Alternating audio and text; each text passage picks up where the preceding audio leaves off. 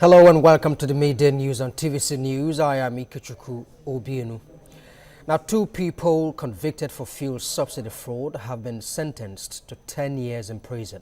Walter Wagbasuma and Adoha Ugonade's sentence would start to count from January 13, 2016, when they were both convicted of 8 counts pressed against them by the Economic and Financial Crimes Commission. Justice Latifa Okunu of Lagos High Court in Ikeja had been unable to pass the sentence on the judgment day as Ugongale slumped in court after being convicted. The judge also ordered restitution for Ontario Oil and Gas and asked the company to refund 754 million naira, being the amount it defrauded the Nigerian government. The EFCC had in 2013 arraigned Ugo Nadi Wagbasoma and their company, accusing them of defrauding the federal government of 1.9 billion naira, which they fraudulently obtained as subsidy sum for purportedly importing premium motor spirits into the country. The Minister of Power, Works and Housing, Babatunde Fashola, has attributed the drop in power supply across the country to shortage in funds by generation companies to pay for the supply of gas. Fashola made this disclosure after this week's Federal Executive Council meeting in Abuja. State House correspondent Maria Lashainde reports. Vice President Yemi Oshibajo presided over the Federal Executive Council meeting this week in his capacity as acting president of the Federal Republic of Nigeria. The recent drastic drop in power supply formed the focus of this week's briefing, and the Power, Works and Housing Minister Babatunde Fashola acknowledged that liquidity problems and vandalism were among factors responsible for this. Sabotage that we have had on the western axis of the Niger Delta. So the Escravos-Lagos pipeline is not operational. The Forcados export terminal 2 has been out of commission. So if you can't produce oil, you can't take the gas. The gas is the fuel that the power plants need. You see what we have been doing in increasing the capacity, in maintaining the capacity, in adding transmission. But if we don't have fuel to fire the plants, that's the reason. Now, what then happens on the grid is that once the grid gets below 3,000 megawatts, it becomes unstable. Fashola added that gas suppliers have not fully paid, and this was causing friction between distribution companies and generating companies.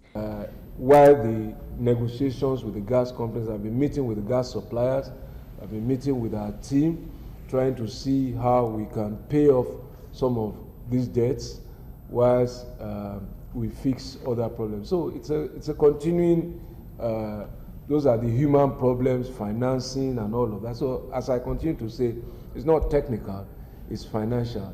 Vandalism of pipelines is not technical, people are destroying, they're angry. So until we resolve those behavioral issues, people collect money, are they remitting everything in a manner that is fair, even if it's not enough?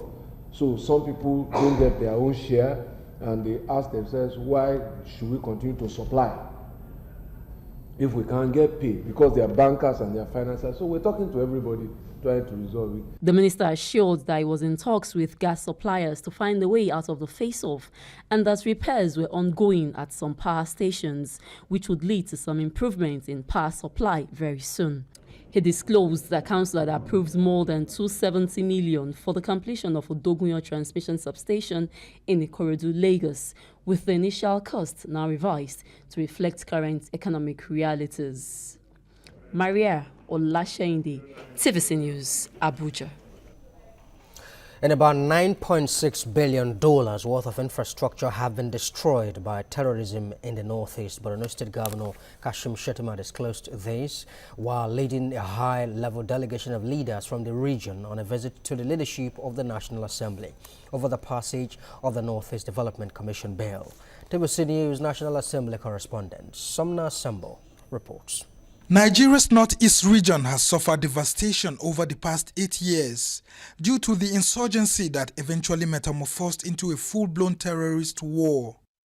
To reduce the effect of war, destruction and sufferings on the people, the National Assembly passed the Northeast Development Commission Bill. Leaders of the Northeast are now here to commend the legislators for their foresight and interest in the redevelopment of the region. They quantified the devastation and humanitarian crisis in the Northeast. In the Northeast alone, destructions worth $9.6 billion were inflicted on us. In Borno, we suffered destructions worth $6.7 billion.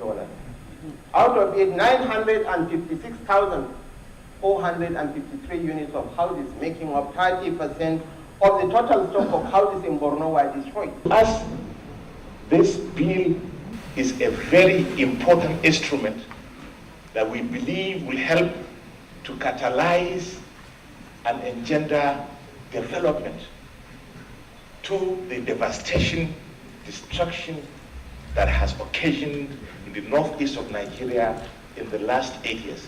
The leadership of the National Assembly commended the people for their visit and disclosed that the bill was transmitted on January 13, 2017 to the presidency, where it is now awaiting assent by President Muhammadu Buhari. But what was even better than that was that the motion that took us there was a motion raised by a senator from the southern part of this country. And I think these are the things that should encourage us as a country, that there is love and unity in this great country of ours. I know you have come to say thank you, but when we see the delegation, we feel more humble that it means that the caliber of recognizing what we have done. The challenges in the Northeast are quite enormous. And I thank God that we are able to unite ourselves like this across divide, from our traditional rulers to our leaders, former ministers, former leaders in this country. All of us are here. The National Assembly leaders say taming terrorism in the Northeast has made the country safer for all citizens. They all commended the military for its efforts at defeating Boko Haram terrorists. Somna Sambo, TVC News, Abuja. In other stories, the Chief of Staff, Air Staff, has met senior officers and other lower ranks to discuss how to improve the service delivery of the Air Force. The meeting, which in military parlance is called a Durbar, also provided a platform for inauguration of projects at the Air Force Base in Makurdi, the Benue State capital. Defense correspondent Sifon Essien was there. The Nigerian Air Force Base Makurdi, the Benue State capital, is home to the Tactical Air Command of the Air Force. This command is responsible for several operations, including the counterinsurgency operations in the northeast of the country. On this day, the Chief of the Air Staff visits the base to hold a Durbar. The meeting provides the opportunity for both senior officers and other lower ranks to bear their minds on areas in the service that need improvement. But no sooner the meeting started than it went into a closed-door session. The visit also afforded the Air Chief the opportunity to inaugurate several projects in the base. The Air Chief says the projects are meant to shore up the operational efficiency of its personnel. That we are providing accommodation because we believe that we are entrusting very expensive equipment to the airmen to maintain.